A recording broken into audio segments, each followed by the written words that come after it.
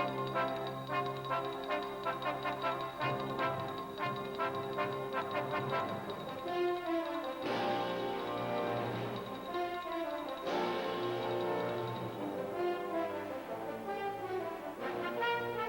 evening and welcome to Westchester Newsline. Right now, President Reagan is on his way to Tokyo for a summit conference. It was originally supposed to be on economic matters, but because of the events of the past 2 weeks, it's quickly becoming the summit on terrorism. We have with us on Newsline tonight Congressman Joe DioGuardi. Congressman, maybe you can tell us about the mood in Washington. What's going on? Are we at war with Libya? Well, nice to be here again, Kevin, first. Thank you. Well, I guess you can say we are at war with Libya, but I don't look at this as a confrontation between the United States and Libya. I believe this is a confrontation between terrorism and the civilized world. And we've got to do a better job in getting our allies to understand that. And I think they're getting the message. To me, it was unconscionable when I read the morning after the raid that the French forced our pilots to fly 1,200 miles. They want us to use their airspace, right? To me, that's just uncalled for, and I even call for some measures that against the French at that point to get their attention. I think we've got to put money secondary to people. We realize it's not easy to unwind the economic ties that these allies have with Libya, but the issue is wanton disregard for life. They're starting to have economic problems now because of it, notably Italy and Greece. With the cut in tourism, which is a big industry for those countries, they're starting to feel a little bit of economic pressure there. What is the mood in Europe? What should be our policy with our allies, not only with terrorists in Libya, who we're trying to deal with, but with our allies? What should our policy be towards them? Well, I think when it comes to terrorism, there should be no compromise, and that we've now determined that Gaddafi was responsible for several major acts of terrorism, certainly the Berlin Bar, the TWA incident, and we remember the airport in Rome where they just walked in and started shooting and killed kids in the process. So I think there can't be any compromise, and now that we've made a decision, we've got to do everything we can to get our allies to understand that we mean business on this and that everyone is affected. When it comes to terrorism, no one is held harmless. And I don't feel that our allies should think that because they're not engaging this problem now that they may be off the hook. That's ridiculous. When it comes to dictators and nuts, sooner or later they get around to you. We've seen that in World War II. What measures should we use? Should we use economic means by trying to get countries to go along with this? You mentioned France, where we couldn't fly over their airspace. Should we punish them for that? Well, I think we've got to look at possibilities involving economics. I mentioned that morning on a press conference that maybe the American public should consider not buying some French products just to send a message. I wouldn't call for an outright boycott, but I think there are people that feel really incensed, as I do, and we vote really in two ways, Kevin. We vote when we go into the ballot booth for people, but we also vote every time we reach into our pockets to buy someone's goods, and I think this is a way to send a signal that we're not happy. Also, I think tourism is another way that we can get their attention. We should not be in this alone. This is not the United States versus Libya, as I said before. Terrorism affects everybody. It has been added to the agenda coming up in Tokyo next week. It wasn't originally on it, but I read today that it is on it. Maybe countries getting together, forming an international terrorist force. Okay, do you think now it's an escalating situation? We bombed them 2 weeks ago in retaliation for their terrorist acts. In the past 2 weeks, there's been a great escalation of terrorist acts against the United States, against Great Britain, where our planes left from. Do you see this spiral going higher and higher? A Westchester congressman said that he believes, another Westchester congressman said he believes there'll be another attack on Libya within 2 weeks. Do you think so, and do you think this situation is going to escalate? Well, it's unfortunate that we still have these acts, and maybe Gaddafi didn't get the message the first time. I think it's unfortunate that we have any acts of terrorism, but we have to project the idea that there's a cost relating to terrorism. We can't let Gaddafi get away with what he was doing. This didn't just start. This has been going on for some time, and we've been sending signals to him that this is not something we are going to tolerate. And finally, he continued, and most recently we had these terrible acts, especially the one in Berlin, and I thought the president did what he had to do. We were restrained to begin with. When we were there at the Gulf of Sidra, they fired against us. Even the Soviet Union, by the way, recognizes a 12-mile border in that area, and we were like 75 miles away. So he fired first, we didn't. And we've given consistent warnings to Gaddafi that we would not tolerate this. And when we found the proof that we needed, that he was responsible for the Berlin problem, we acted. And I think the president did the right thing. There's got to be a cost to terrorism, and they've got to understand that. Mm-hmm. Now, if he's going to persist in doing this, I think that we have to then take other action. I hope the action is restrained, and I hope it's effective. But what are we going to do? Just sit there and get picked off? How do you feel the Soviets are going to respond to all this? Now, they're supplying Gaddafi with a lot of his weapons. Some of the surface-to-air missiles that shot down our plane were Russian-made. What about that? Are they going to sit by? Are they going to give him more weapons? What is their reaction going to be, not only in that area, but perhaps in other parts of the globe? I understand that Gaddafi's not too happy with the weapons he's been getting. Apparently they weren't as effective as they were purported to be. Well, I think the Soviet Union obviously has an interest in destabilizing that area as much as possible, and it would be foolhardy to think that they would not be on the side of Gaddafi in this, because he is strategically located. But they have to also think about terrorism. They've been a victim of terrorist attacks as well. Moscow tourism is up, apparently because their airport is so well guarded. It's terrorist, not terrorist-free, but their visitors have gone up 30%. So is that right? Maybe they're getting some benefit from it right there. Well, I hope not, but that may be a fallout from this. But I think the Soviet Union would not get directly involved in any way. I think they're smart enough to stay on the sidelines. They'll continue to sell arms to Gaddafi, and they'll probably agitate where they can. For our part, we have to be just as smart. We have to be sure that we ally ourselves with Egypt and with Israel so that we do a better job with intelligence. We know now that there are factions in the military in Libya who are not happy with Gaddafi. And one of the strategies that the president is employing with these strikes is to put so much pressure on the regime there that maybe one or more of these elements will start to then make a move. Mm-hmm. The Egyptians have said that this has been their approach, and I think that it's got to be our approach, to put enough pressure so that the reasonable minds in Libya, and I have to believe there are many there, will start to say, hey, what are we doing with this nut running our country? Mm-hmm. He keeps escalating the problem, and they will only suffer even more. So that's one approach to take. The other approach is to make sure that we become a full partner with Israel in dealing with terrorism. We've seen how successful and effective the Israelis are in their ability to strike back at terrorism. Their intelligence is very good, and when they strike back, they know how to use a focused approach to it. So I think we've got one more good reason now to become a full partner with Israel, not only in our economic trading with them, but now in dealing with the crisis that exists now there relating to terrorism, specifically Gaddafi. Okay, let's talk about some communist threats elsewhere in the world. In Nicaragua, the president's plan to aid the Contra rebels, give them $100 million in aid, it's passed the Senate. It's coming back to the House. You voted in favor of it the first time around. You've said you would vote so again. Could you give us your reasons? Well, I voted last year in favor of it. This year I had some questions, and I wasn't sure until really about the last minute, but I did speak with the president personally on it. I was personally lobbied by the president on this vote. And again, became convinced that this is not an issue of the Contras versus the Sandinistas, but the issue is national security. Nicaragua is right here on our doorstep. It is strategically located near the Panama Canal. 50% of the strategic materials for NATO countries comes through those sea lanes. The Soviets in the past 20 years have built up a huge naval arsenal. Much of those ships, or many of them, are in that area.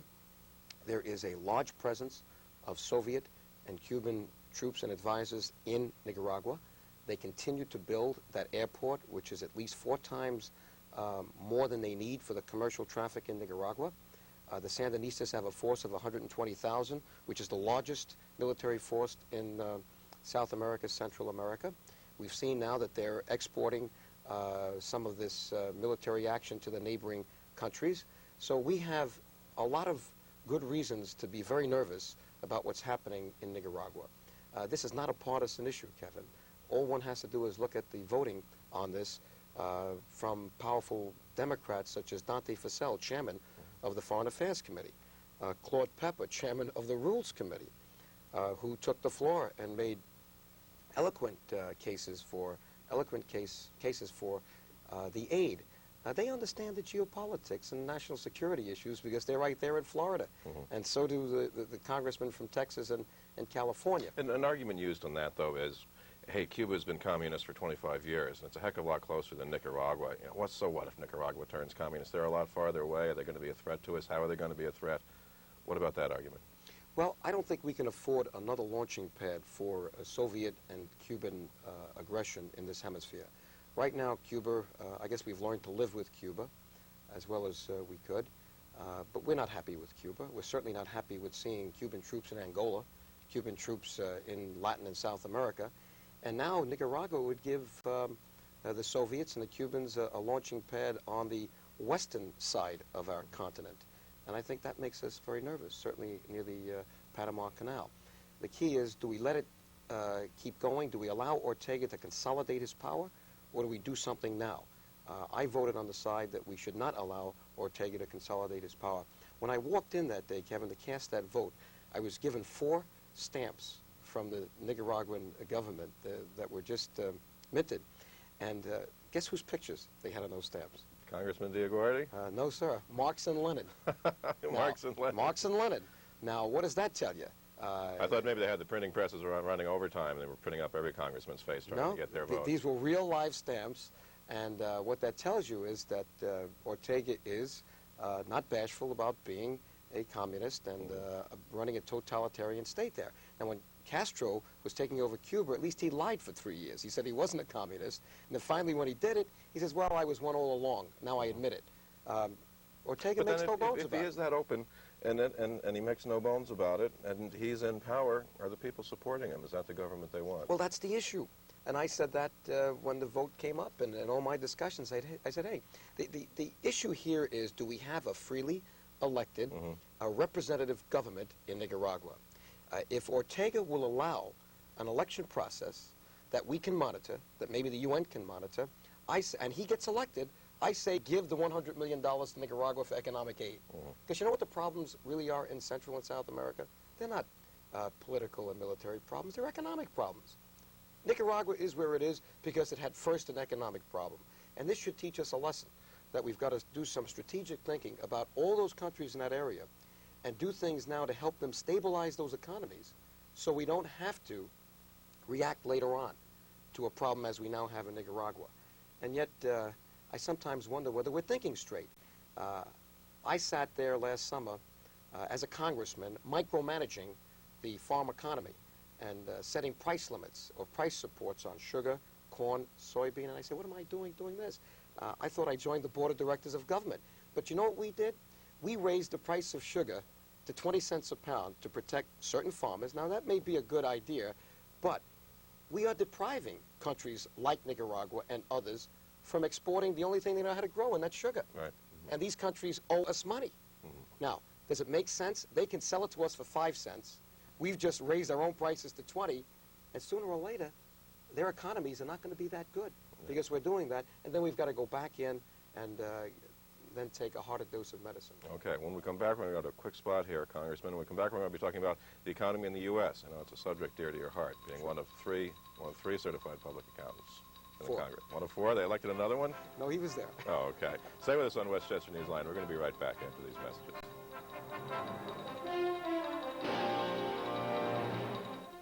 Showtime makes blockbuster movie excitement in May with hot picks and exclusive presentations. F. Murray Abraham and Tom Hulce star in the Academy Award-winning Amadeus, a movie you won't see on HBO or Cinemax. Richard Pryor is in the money in Brewster's Millions. What a country! America, love it! And Matthew Broderick learns the secret of this mysterious woman in Lady Hawk. Over 50 movies and much more on Showtime in May.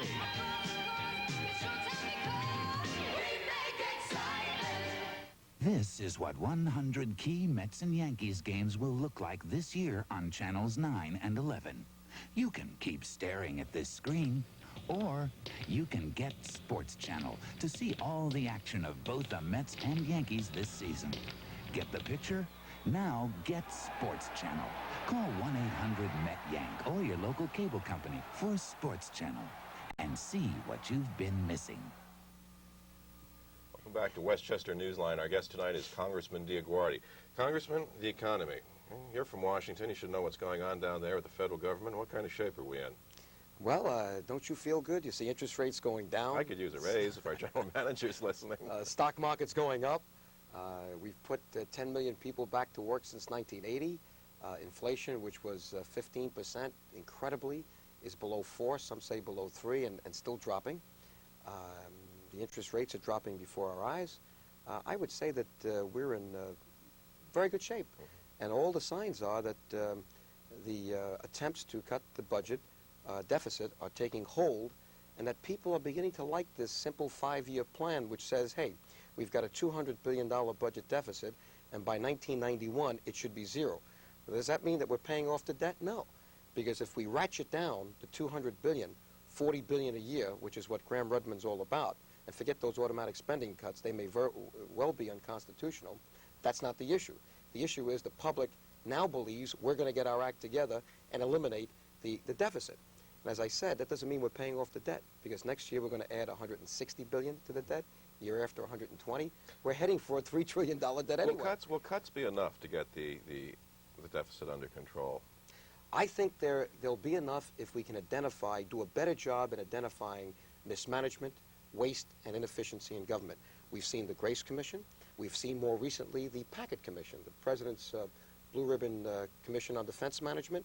And again, we see these many common sense examples as to what we have to do to save money. Just take the military, a $300 billion budget. And by the way, I'm on record as being against any increase in that military budget. I've seen too much waste on my committee assignments to be giving more money to the military. I think that they've got to understand. Would you freeze the level where it's at right now? Yes, freeze it at the 300, perhaps with some small inflation adjustment. But we have got to get under those numbers. And when you talk about a $300 billion budget, I think there's plenty of room for improvement. Some of the things that we saw in the Packet Commission were, let's get rid of this inter-service rivalry. Why is it that when the Army needs a helicopter and the Navy needs a helicopter, they start separately with separate research programs, and they don't get together? I mean, that's ridiculous. We've got to stop the turf wars there and the inter-service rivalry and many other things. Can that be done now? You're a certified public accountant. Can you go into some crusty old Air Force general who's been in there for 20, 30 years, and he's a brigadier general, and Congressman Joe DioGuardi comes in and says, now, wait a minute, we've got to balance your books. And he said, I've been fighting with the Navy over helicopters and aircraft carriers and things like that for years. I mean, realistically, are they going to listen, or would you have to do something more on the scope of a commission to investigate it, or how would you go about it? Well, we've had the commissions, and the Packet Commission, I think, has given us the information we need. The reason it's going to work, Kevin, is that we're not going to give them the money. And when they don't have the money, they begin to realize that they have to look within to see how they're managing what they have so that they get the money they need for the weapon systems that we need. Don't get me wrong, I'm for a strong defense. I'm not for a spendthrift defense. And I've seen too many examples of spendthrift spending. Take recently NASA. NASA was supposed to be the paragon, the model of programs from a scientific point of view and a financial management point of view.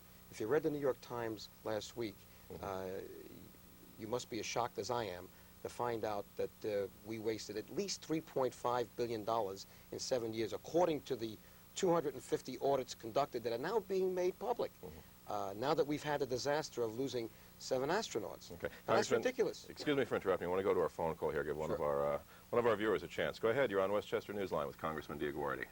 Hello, sir. I am concerned after the Libyan bombing that the U.S. Congress is essentially abdicating its responsibility to declare war on foreign governments. Giving it to the president, you mean? Yes. Giving that responsibility to the president. And it doesn't really matter whether it's a Republican president and a Democratic Congress or the other way around. The important point is that somehow the president, every president since Johnson seems to say, look, national security demands we can't discuss it, and then suddenly you are confronted with it, and you all become very patriotic and agree with the president. The point is, however, that precise action the president takes is the one that the Constitution says the Congress should debate and then authorize. Okay, this is a good point. Does the president have the authority under the War Powers Act to do this, to go in? Can he do it again, or is he perhaps usurping some of the power that wasn't placed there by the Constitution? How do you feel?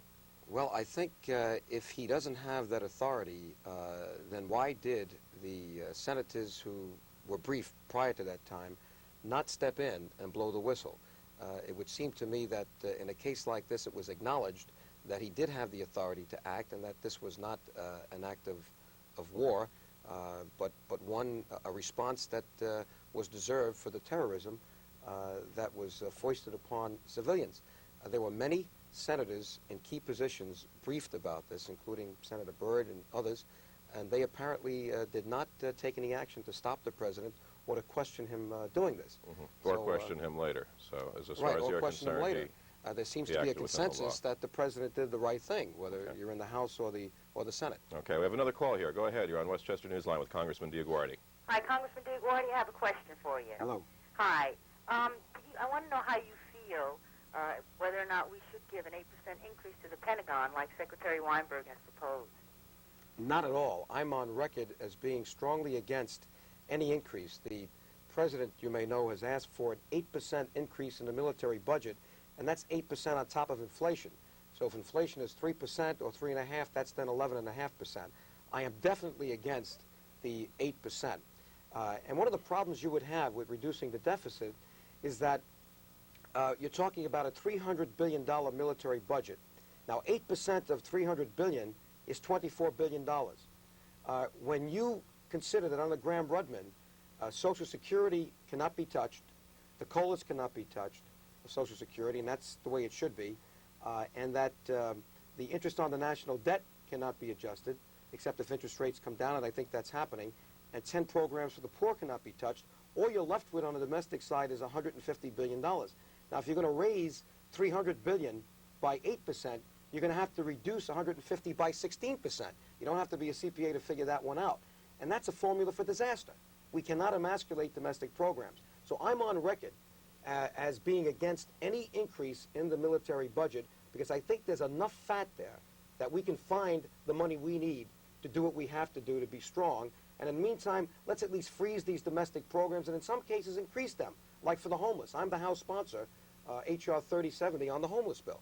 So I think we've got to make qualitative judgments on programs that we need, and we've got to get under these numbers. It's not enough just to say that we're going to cut programs. We've got to find the waste. And automatic spending cuts, I don't think will become an issue, because there's not a congressman or a senator that I've met that would be happy to see any automatic spending cuts. We've got to do our job. And if we do our job and find $40 billion a year, the automatic spending cuts do not come into play. And I think that will happen. Okay, 235-5821 is our number here. We have another call. Go ahead. You're on Westchester Newsline with Congressman DioGuardi. Yes, go ahead. You there? Well, we must have lost that. If anyone else wants to call, 235-5821. David Stockman is out with a new book. Here it has a big advance order, and he's been on all the morning news programs, and you told me before we went on the air that you hadn't read it. What do you think of the essence of it? That The Triumph of Politics is the title, Why the Reagan Revolution Failed. I think it's fashionable to write books. I may have to start writing my own pretty soon. An accountant's view inside Congress, something like that. Well, I think it's certainly his right to write the book. He was a respected member of the president's cabinet, a very smart individual. I didn't agree with his conclusion that the only way out was to raise taxes. Right. And in fact, I'm surprised at someone of that caliber coming to that conclusion after witnessing the waste there is in government. I think common sense would say, how can I bring new revenues into a system that's already wasting a lot of the revenues that are there? What that does is take the pressure off the ability to find that waste, and it's back to business as usual. So that's the one big area where I disagree with Dave Stockman. I don't hold it against him for writing the book. As I say, it was his right. It's a shame that he had some personality conflicts, and I can't tell you whose problem that was. I didn't know Dave, but from what I've heard, he was a very smart individual and did a good job. I just think he was misguided in talking about tax increases when he knew that there was a lot of waste that we could get to. The other thing he should have spent more time on is changing the accounting systems.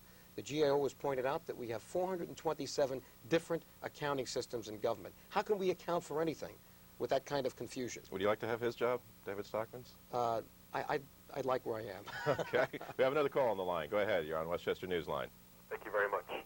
As far as the recent attack on Libya, I personally support it, but I was wondering if maybe possibly another attack could lead to some type of confrontation with the USSR, and if it would, what other means will we have in order to defend American lives at home and abroad? Well, good question. I don't think that we would ever do anything that would lead to a confrontation with the USSR. I don't think that that would happen. But would we have another attack? I think it depends on what Mr. Gaddafi now does.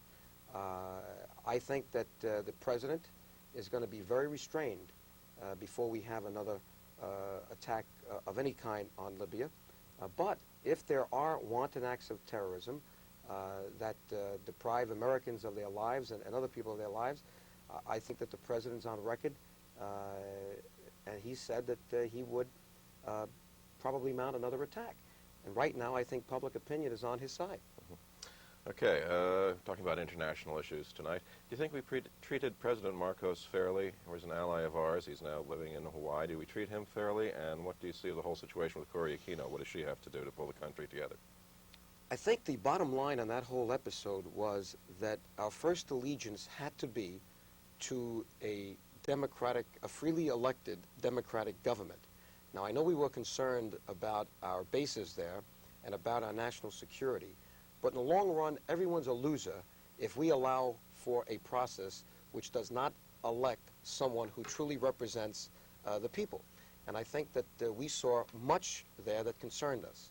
Senator Lugar came back and reported on many transgressions during the voting process, and I think that what happened was the right thing.